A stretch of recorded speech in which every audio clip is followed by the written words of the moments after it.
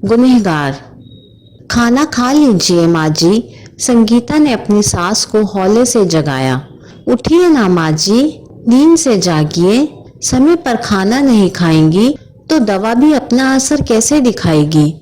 कुछ जवाब न पाकर संगीता ने पुनः अपनी बात दोहराई। नींद से सोई नहीं हूँ बहू, बस आंखें मूंदे लेटी हूँ। अब तो चैन की नींद आती कहाँ है। पुरानी बातें बेचैन कर देती हैं मुझे। अब भी तुम मेरा कितना ख्याल रखती हो, पर मैं।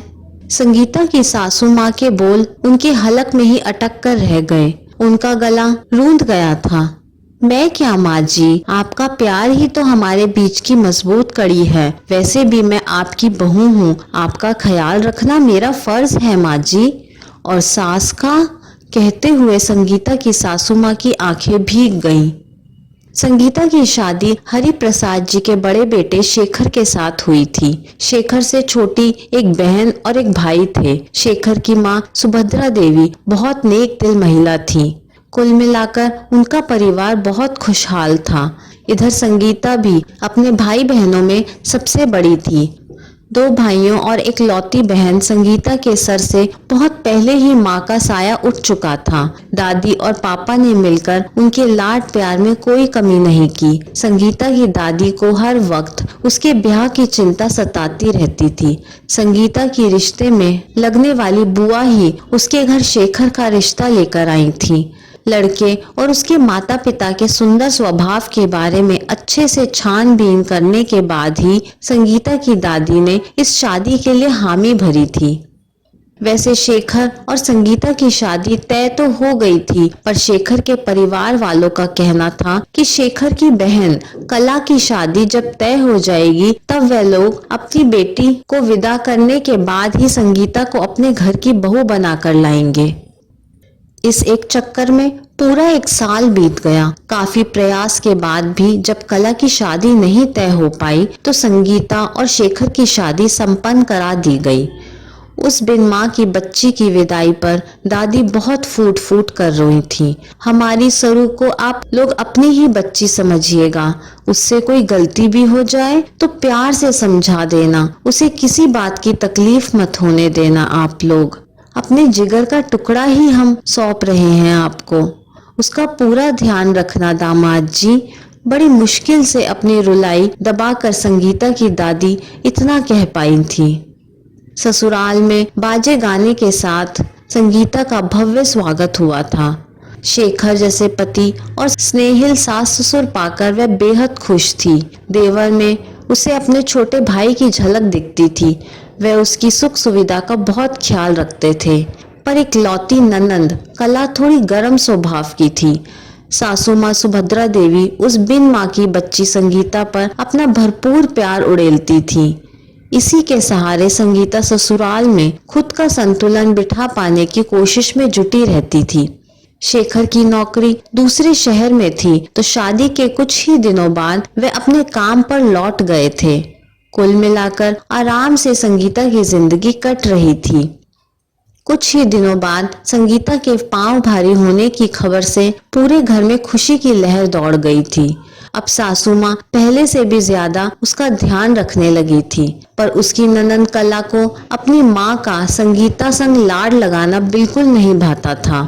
वह अक्सर कहा भी करती थी कि भाभी की मृत माँ की आत्मा मेरी माँ के अंदर समा गई है, इसी कारण में बिन माँ के हो गई हूँ।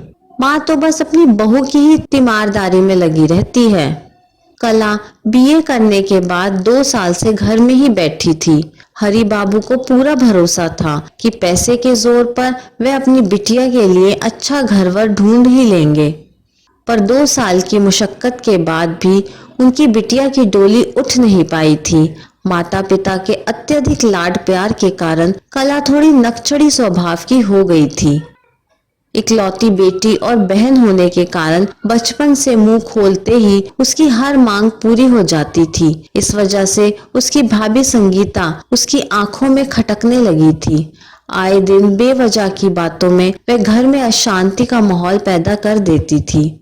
खुद रूठकर अन्न जल त्याग कर बैठ जाती।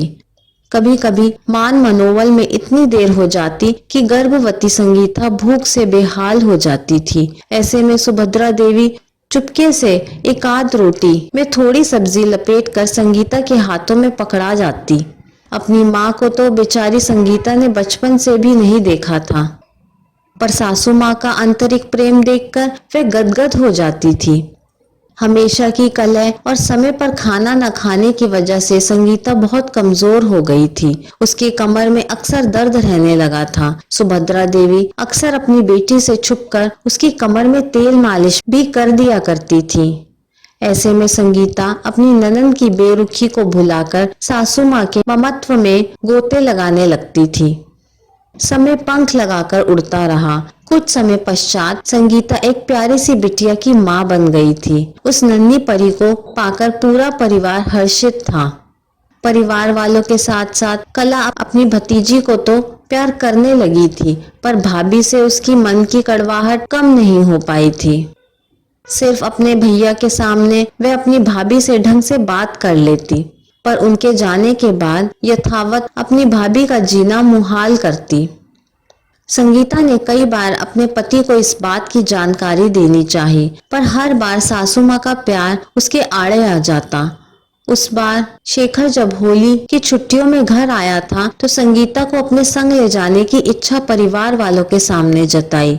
सबने मौन रहकर इस बात की स्वीकृति भी दे दी। सुनकर उसकी खुशी का ठिकाना ना था। वह खुशी खुशी पति के संग जाने की तैयारियां कर रही थी। संगीता और अपनी पोती के चले जाने के नाम से सुभद्रा देवी बेहद उदास थी। फिर भी संगीता ने सोच लिया था कि अब वह इस जंजाल से बाहर निकलकर ही रहेगी। उसे अपनी ननद के बुरे बर्ताव से भी मुक्ति मिल जाएगी और सासू माँ को भी कला के ताने झेलने नहीं पड़ेंगे। उस दिन अपने पति के संग जाने के लिए संगीता सुबह से बेहद उत्साहित थी। तभी सुभद्रा देवी संगीता और शेखर को पास बुलाकर कहने लगी, अब तुम लोगों को संग जाने में तो मैं नहीं रोक सकती, पर छोटी गुड़िया के चले जाने से हमारा आंगन सूना हो जाएगा।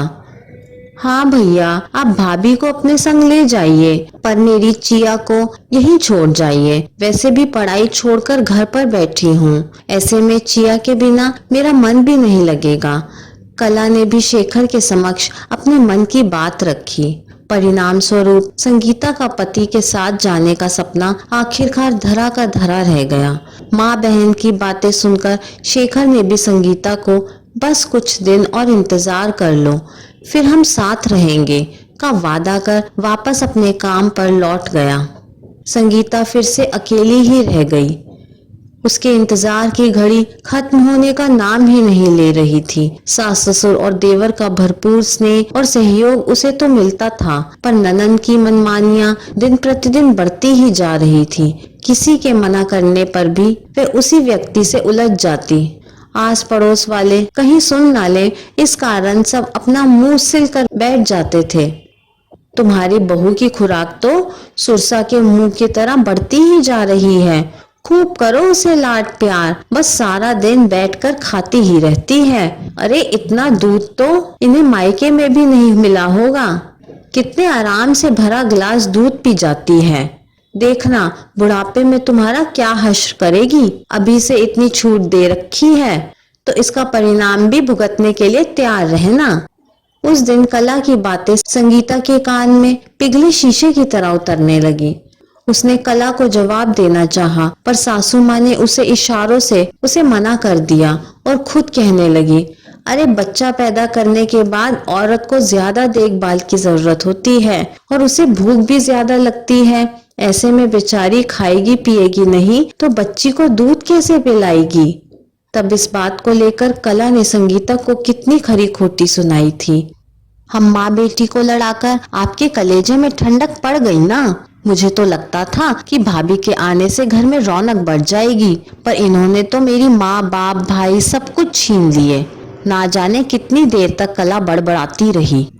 इतना सब कुछ सुनने के बाद संगीता को ना भरपेट भोजन करना अच्छा लगता और ना ही दूध पीने की उसकी इच्छा रह गई थी। फिर भी सासू माँ उसे बच्ची का हवाला देते हुए भरपूर खाना पीना खिला ही देती थी। आखिरकार संगीता की शादी की चौथी सालगिरह ने उसे रिहाई का तोहफा दिला ही दिया। कला की शादी तय हो जाने से वह बेहद खुश थी। कुछ ही दिनों बाद वह ब्याह कर अपने ससुराल चली गई। इसके बाद संगीता के इंतजार की घड़ी भी समाप्त हो गई और वह अपने पति के साथ हंसी खुशी रहने लगी। अपनी शादी के बाद कला भी धीरे धीरे बदलने लगी थी। आज 30 साल के बाद संगीता की सासू माँ सुभद्रा देवी किडनी की लंबी बीमारी से बेहद बीमार और कमजोर हो चली थीं। ऐसे समय में संगीता और शेखर उनका बहुत अच्छे से देखभाल कर रहे थे, पर सुभद्रा देवी के मन में रह रहकर एक हुक सी उठती थी कि वह संगीता की गुनहगार है। वो बहुत कुछ कहना चाहती थी, पर संगीता उन्हें हर बार अपनी बातों में उलझाकर चुप करा दिया करती थी। उस दिन भी संगीता उनके पैरों में तेल मालिश कर रही थी। मुझे माफ कर दे बहू, ताकि मैं चैन की सांस सो सकूं। कई रातों से ठीक से सो नहीं पा रही हूँ। आखिरकार मुझे मेरे कर्मों का फल ही तो मिला है, जो साल भर से बिस्तर पर पड़ी हूँ। आप बेकार ही खुद को दोषी मान रही हैं। आपका मेरा प्यार का मजबूत बंधन तो जग जाहिर है। वैसे भी अपने दिमाग पर ज्यादा जोर मत डालिए माँ जी, आप बहुत जल्द ठीक हो जाएंगी। आज मुझे मत रोक बहू, कर लेने दे मुझे पाप का प्रायश्चित। शायद तेरे व्यवहार के कारण मुझे मेरी गलती का आभास हो ही नहीं पाता। अपनी खुशी के कारण हमने तुम पति पत्नी को भी कई वर्षों तक दूर दूर रखा। खुद की बेटी से छुपकर तेरी मदद की, पर उसे चुप कराने की कभी हिम्मत नहीं की। माफ कर दे मुझे बेटा, संगीता ने हौले से कहा। माँ, अब आपके आराम करने का समय हो गया है, खुद पर ज्यादा जोर मत डालिए। सुभद्रा देवी की आंखें नम थीं। शायद उन्हें भरोसा था कि उनकी बहू ने उनकी बरसों पुरानी गलती को माफ कर दिया था। अपनी बेटी के कोप से संगीता को बचाने में तो वह असफल रही थी, पर बहू के लिए उनका प्यार कभी कम ना पड़ा था। सुभद्रा देवी ने अपनी आंखें मूंद ली और फिर कभी न उठी। शायद सच में उनके आराम करने का वक्त हो गया था। ये कहानी आपको कैसी लगी मुझे कमेंट करके ज़रूर बताइए। कहानी पसंद आई हो तो लाइक, शेयर और चैनल को सब्सक्राइब करना ना भूलें। कहानी सुनने के लिए आपका बहुत बहुत धन्यवाद।